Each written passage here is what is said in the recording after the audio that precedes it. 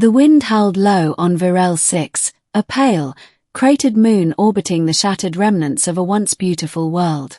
Aelira knelt by the crystal marker etched with the name Captain Darius Kade.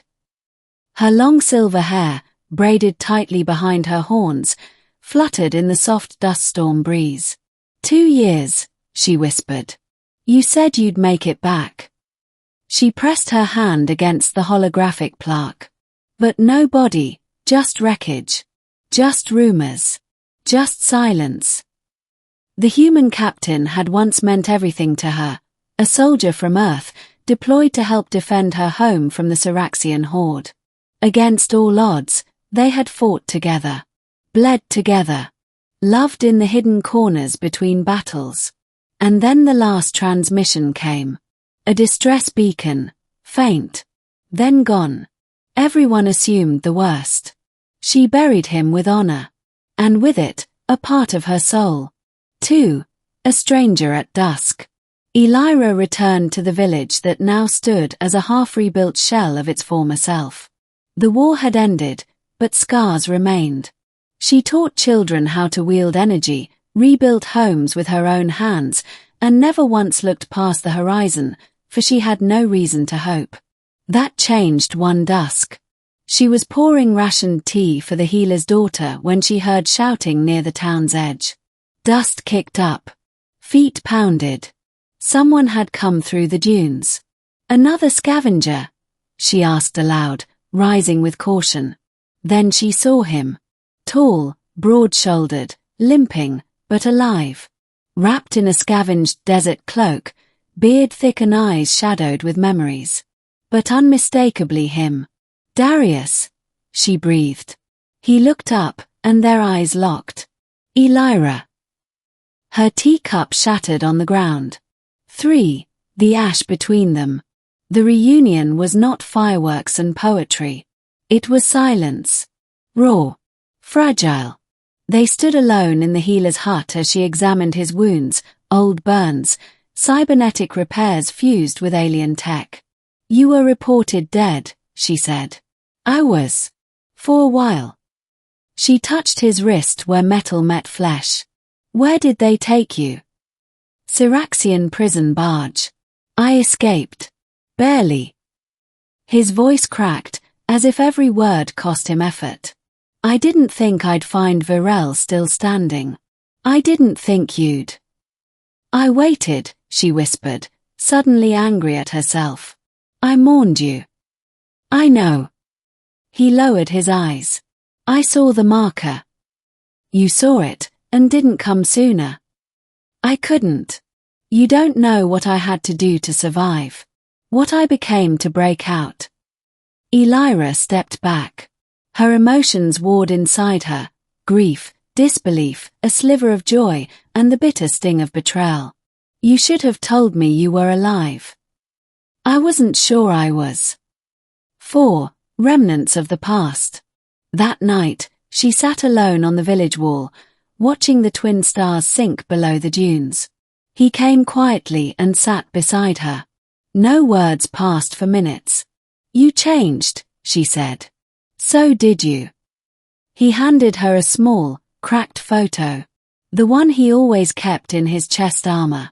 It showed the two of them, covered in ash, laughing after a battle.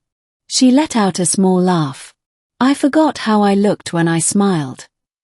He looked at her gently. I never did. Aelira finally asked the question she'd avoided. What did they do to you? Darius's gaze darkened.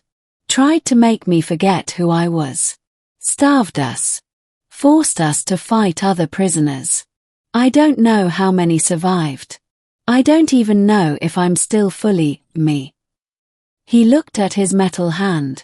I had to become something else to make it back. She reached for that hand and held it. Then let's find out together. A test of flame. When word came of a rogue Syraxian cell moving through the Badlands, Darius insisted on going. You just got back, Aelira protested. I didn't survive all that just to watch another village burn. They went together, like old times. She rode a hoverbike, He walked with a rifle over his shoulder. They tracked the invaders for 3 days. On the 4th, they were ambushed. Energy fire lit up the canyon. Aelira threw up a shield while Darius flanked left, moving like the soldier he used to be. But something was different. He didn't hesitate. Didn't show mercy. Where once he had aimed to wound, now he aimed to end. The last Syraxian fell, and the silence returned. Aelira approached him, heart heavy. "You fought like one of them," she said. He turned, tired. "Maybe I am. Maybe what they made of me, stuck." She stepped closer. "And maybe you fought like someone who didn't want to see his home fall again." He looked down at her. "Do you still see me, Aelira? Or just the ghost of who I was?" She placed her forehead against his. "I see the man who walked through hell just to find his way home." 6. Healing, slowly.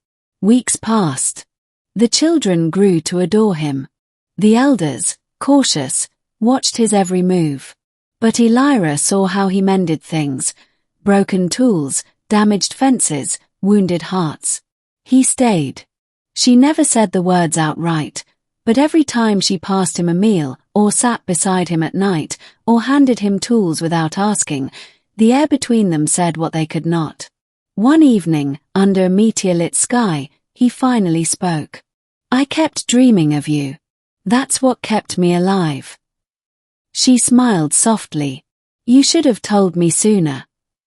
"I didn't believe in dreams anymore." She turned to him. "Then believe in me. We don't have to rush back into what we had. But we don't have to bury it either." He touched her cheek. "You'd let me stay. After everything." She nodded. "You already stayed. You came back." 7. The fire rekindled. There was no grand ceremony. No declarations. Just a quiet night when he moved his cot into her home. He helped her stir soup. She fixed the torn seam in his uniform. Later, he wrapped his arms around her as they watched the stars. No words. Just warmth. And for the first time in 2 years, she let herself feel peace. 8. Ending. Not a ghost. Months later, she visited the crystal marker one last time. This time, with him. She touched the hologram gently. "You don't belong here anymore." Darius knelt beside her. "Who does it say died?" She smirked. "The man who never gave up." He rose and took her hand. Together, they turned from the grave that no longer held meaning and walked back toward the village, toward a life rebuilt. Together. Because sometimes, the dead return. And sometimes, they come back stronger.